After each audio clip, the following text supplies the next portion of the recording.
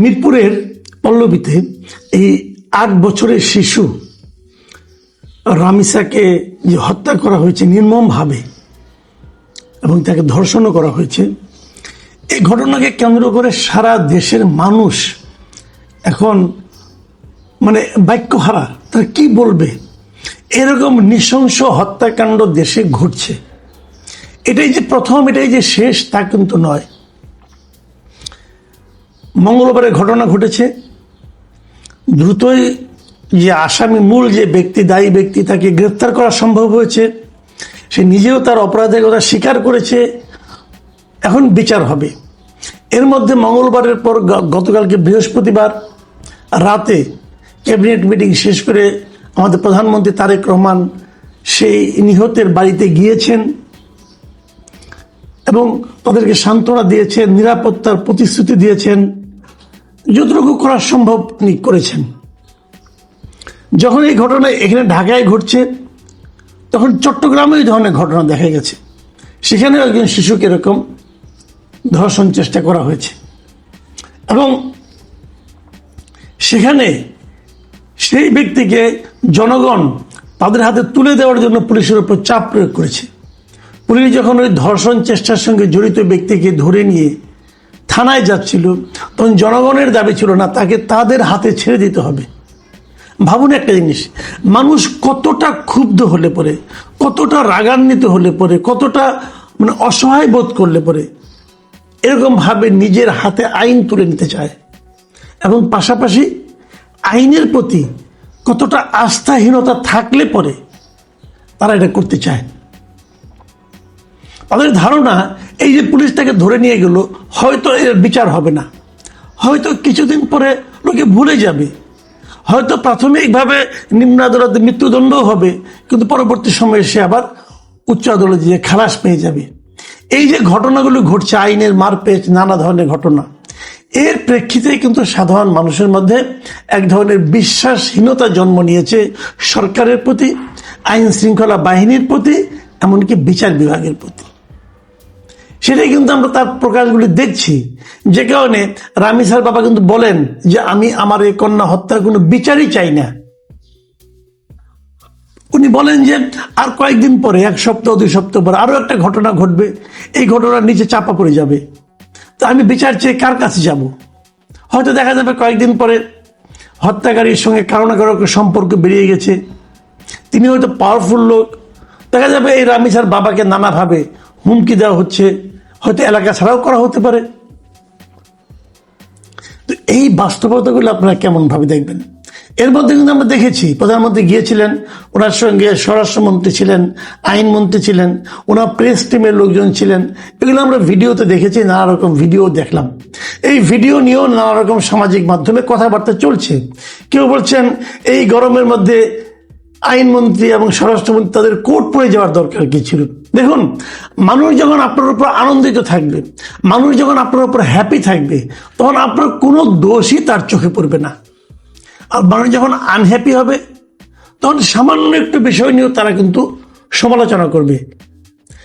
আইনমন্ত্রী বলেন অথবা স্বরাষ্ট্রমন্ত্রী বলেন, ওনাদেরকে বলছি আপনারা ব্যাপারটা এইভাবে দেখেন। কেন সামান্য আপনি কোর্ট পরে গিয়েছেন কি জাননি, এই গরমের মধ্যে কেন গিয়েছেন? আপনারা স্বাভাবিক, আপনারা সবসময় এসি রুমে থাকেন, এসি গাড়িতে চলেন, হয়তো টেরও পান না যে কোর্টের কোনো আলাদা গরম আছে কিনা। হয়তো সে কারণেই আপনি গিয়েছেন, অভ্যাসবশত গিয়েছেন, আরামের জন্য তো যান নাই। কারণ যে গরম, এই গরমে আরাম লাগার কোনো কারণ নাই, তাই না? হয়তো সারাক্ষণ এসি রুমেই থাকেন, এসি গাড়িতে চলেন, কাজেই যখন ওখান থেকে নামেন 5-10 মিনিটের জন্য, তখন হয়তো আপনারা টের পান না যে কোট পরাটা কি চোখে লাগছে কি লাগছে না। কিন্তু আমি যে কথাটা বললাম, যদি আপনারা আপনাদের কাজকর্মগুলি ঠিকঠাক মতো করতে পারতেন, তাহলে কিন্তু আপনি কোর্ট নিয়ে এত ট্রল হতো না। এটা কিন্তু এখন হচ্ছে। কেউ কেউ বলছে স্বরাষ্ট্রমন্ত্রী এখান থেকে 2-3 বার খুব দ্রুত উঠে যাওয়ার কথা চিন্তা করেছিলেন, ওঠার ভঙ্গি করেছেন, তাকে প্রধানমন্ত্রী ধাক্কা দিয়ে থামিয়েছেন, বসিয়েছেন। এগুলো মানুষের কিন্তু চোখে পড়ছে। কেন পড়ছে? ওই যে ওইটা, ওই যে যারা দেখতে নাই তার চলন বাঁকা। আপনাকে না দেখতে পারার কারণটা কি? কারণটা হলো আপনি যে মন্ত্রণালয়ের দায়িত্বে আছেন, মাননীয় স্বরাষ্ট্রমন্ত্রী, আপনাকে বলছি, সেই মন্ত্রণালয় ভালোভাবে কাজটা করতে পারছে না। এই সরকারের 3 মাস হয়ে গেছে। এই 3 মাসে যদি পার্টিকুলারলি একটা কিংবা 2টা মন্ত্রণালয়ের কথা বলা হয় যে কোন 2টা মন্ত্রণালয় অথবা কোন একটা মন্ত্রণালয় ভালোভাবে জনগণের প্রত্যাশা মেটাতে পারছে না, তাহলে প্রথমে আসবে স্বরাষ্ট্র মন্ত্রণালয়ের কথা। স্বরাষ্ট্রমন্ত্রী লোক ভালো, স্বরাষ্ট্রমন্ত্রী জ্ঞানী লোক, স্বরাষ্ট্রমন্ত্রী খুব ভালো আইন বুঝেন, স্বরাষ্ট্রমন্ত্রী বিএনপির পলিটিক্সটা বুঝেন, স্বরাষ্ট্রমন্ত্রী বিএনপির পলিটিক্সকে উপরে তুলে ধরার জন্য যা যা করা দরকার তা করেছেন, করছেন, হয়তো আগামীতেও করবেন। কিন্তু গত 3 মাসে স্বরাষ্ট্রমন্ত্রী হিসাবে ওনার পারফরমেন্স তাবৎ মন্ত্রীদের মধ্যে সবচেয়ে খারাপ। এই জিনিসটা যেমন ওনাকেও বুঝতে হবে, তেমনি এই জিনিসটা প্রধানমন্ত্রীকেও বুঝতে হবে।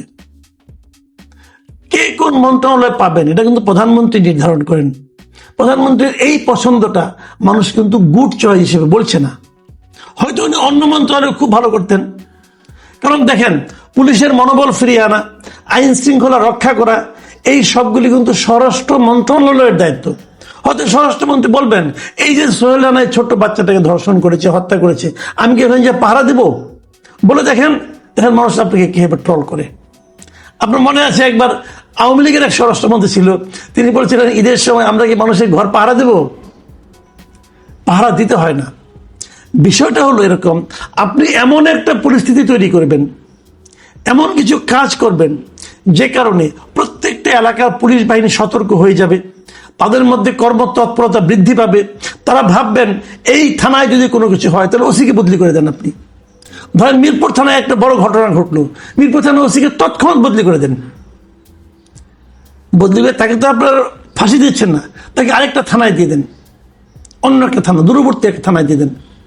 পরবর্তী সময় যিনি আসবেন তিনি ভাববেন আমার এখানে এরকম আরেকটা ঘটনা ঘটে, তাহলে আমাকেও বদলি হয়ে যেতে হবে।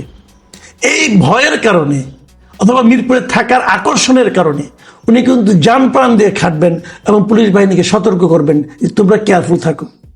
যদি আইন প্রয়োগকারী সংস্থা সতর্ক হয়, সব জায়গায় তৎপর থাকে, তাহলে কিন্তু অপরাধ অনেকটাই কমে যায়।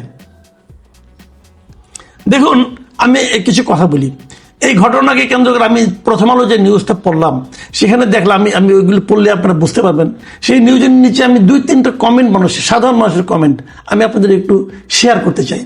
যেমন ওই নিউজটার নিচে ফজলুর রহমান নামে একজন কমেন্ট করেছেন, তিনি লিখেছেন বাংলাদেশের আইন প্রণেতাদের এটা বুঝতে হবে যে একটা হত্যাকাণ্ড হলে আইন রক্ষা কর্মীদের হাতে সুযোগ এসে যায় টাকা কামানোর।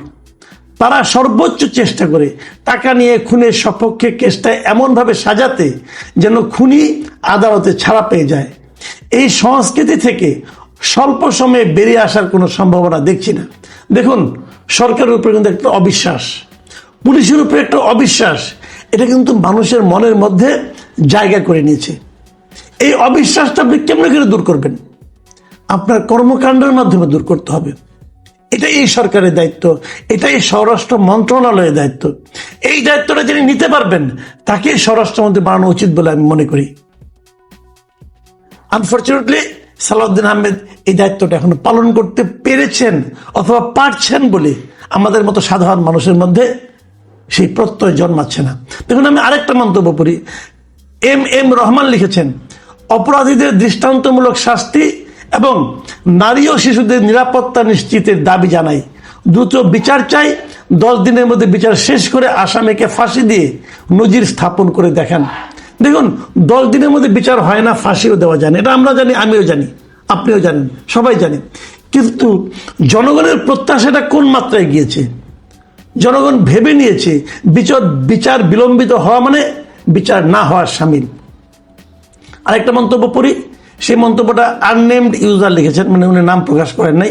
উনি লিখেছেন সম্মানিত প্রধানমন্ত্রী, পুলিশকে শক্তিশালী করুন, বিচার ব্যবস্থায় পরিবর্তন আনুন, এভাবে কত মানুষের বাসায় যাবেন। প্রধানমন্ত্রী একজনের বাসায় গিয়েছেন, এটাকে কিন্তু উনি সমালোচনা করছেন না, খুশি হয়েছেন, কিন্তু পাশাপাশি এই আশঙ্কা প্রকাশ করছেন যে আপনি কয়জনের বাসায় যাবেন ভাই?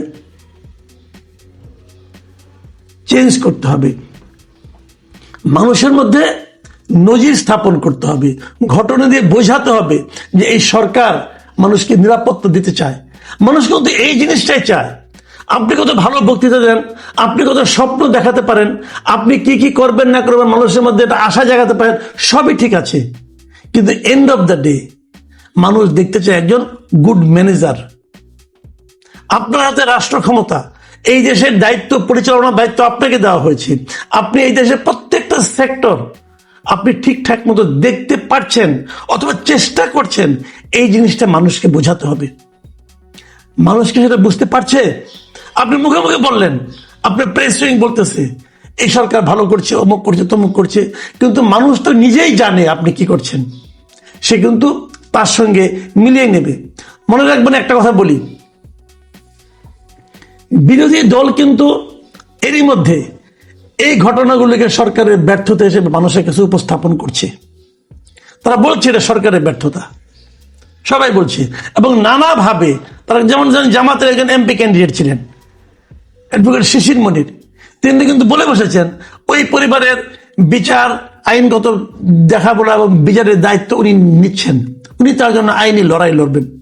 বিএনপির এমপিরা কোথায় ছিল ভাই? সরি, বিএনপির আপনার আইনজীবীরা কোথায় ছিল? খালি বার নির্বাচনে একচেটিয়া পাশ করলেই হবে? দায়িত্ব নিন, একটু দলের হয়ে কাজ করেন। বারের নির্বাচন করে তো দলকে ডুবাইছেন আপনারা, যে দেখাই দিচ্ছেন যে নির্বাচন আগামী দিনে কেমন হবে। এখন একটু দলের জন্য করুন, শিশির মনির কাজ তো হলে, কিন্তু আপনারা পারেন নাই। সরকার প্রধানকে বলছি, এগুলোও খেয়াল করেন। আপনাদের দলের নাম ভাঙিয়ে সুবিধা পাওয়া এই আইনজীবীদের, বাঘা বাঘা আইনজীবী, যা নাকি এখন কোর্টে দাঁড়ালে পরেই সব মামলার রায় তাদের পক্ষে চলে যায়, সে সমস্ত আইনজীবীদের বলেন এই কাজটা তো তোমরা করতে পারতা। তো এইগুলি থেকে শিক্ষা নিতে হবে। আগামী দিনগুলিতে কিন্তু মাথায় রাখতে হবে, বিরোধী দলগুলি কিন্তু এটাই করবে। এই যে ধর্ষণ সংক্রান্ত ঘটনা, এটা নিয়ে কিন্তু আগামীতে রাজনীতি হবে। এবং জামাত এনসিবির কাছে আমি নিশ্চিতভাবে বলতে পারি, যে বিএনপি অগ্রসর হচ্ছে, জামাত এনসিবির কাছে বিএনপি নাকানি চুবানি খাবে, কোনো সন্দেহ নাই। দেখে নিন, কারণ বিএনপি জানেই না কিভাবে জিনিসটাকে হ্যান্ডেল করতে। মানে এখন পর্যন্ত দেখছি না, ওনারা ক্ষমতা পাওয়ার পর ক্ষমতার দম্ভে এতটাই ওনারা মশগুল হয়ে গেছেন যে ওনারা বুঝতেই পারছেন না যে সুশাসন কিভাবে কায়েম করতে হবে। ওনারা উদ্ভট সব এক্সাম্পল ক্রিয়েট করতেছেন, যেটা মানুষ যত দেখছে তত ভয় পাচ্ছে। আমি সরকারকে বলবো যে আপনাদের ভবিষ্যতে কিন্তু আপনাদের বিরুদ্ধে প্রধান যে আন্দোলনটা হবে, এটা কিন্তু রাজনৈতিক আন্দোলন হবে না, এটা হবে নাগরিক আন্দোলন। এবং সেই আন্দোলনের পেছনে এই যে বিরোধী দল আছে তারাই থাকবে। মানুষ দেখতে চাবে, মানুষ উপলব্ধি করতে চাইবে যে তার নিরাপত্তার জন্য রাষ্ট্র কি করছে, সরকার কি করছে। সেই জিনিস যখন যতদিন উপলব্ধি করতে না পারবে, ততদিন কিন্তু আপনাদেরকে বিপদ ছাড়বে না। আমরা দেশে একটা সুশাসন চাই, আমরা মানুষের জীবনের নিরাপত্তা চাই। আমি বারবার বলি, বিভিন্ন সময় বলেছি, আমরা চাই না যে একটা সরকার সে আমার ঘরের বাজার করে দিবে, সে আমার ঘরের বিদ্যুৎ একদম বিনা পয়সায় দিয়ে দিবে, এটা চাই না। আমার কাজ ভাই আমিই করব, আমার ইনকাম আমিই করব, আমার বাজার আমিই করব, আপনি কেবল আমাকে ডিস্টার্ব করেন না। এবং সেটা কি, এই যে রমিসার বাবা, তিনি বলেছেন একটা কথা, যে আমি আমার পায়ের যে স্যান্ডেলটা, সেটা 3 বছরের পুরনো স্যান্ডেল, আমি টাকার জন্য স্যান্ডেল কিনি, নতুন স্যান্ডেল কিনি না, কিন্তু আমি আমার সন্তানদের কোনো অভাব বুঝতে দেয়নি, তাদের চাহিদা আমি পূরণ করার চেষ্টা করেছি। সেই সন্তান যখন চলে যায়, তখন সেই পরিবারে কেমন লাগে একবার ভাবেন। সরকারকে বলবো, রমিসার বাবার কাছ থেকে শিক্ষা নিন। ওই কোটেড সুটেড বুটেড হয়ে যে মাথায় হাত বোলালে কাজ হবে না। নিজের সিরা স্যান্ডেল পরুন, কিন্তু দেশের জনগণকে বুঝতে দিন যে তোমাদের জন্য আমরা সব করছি। যখন সেটা করতে পারবেন, তখনই সুশাসক হতে পারবেন। তার আগ পর্যন্ত সবাই ভাববে ভোট দিয়ে বানিয়েছি, আমাদের লুটে পুটে খাবে।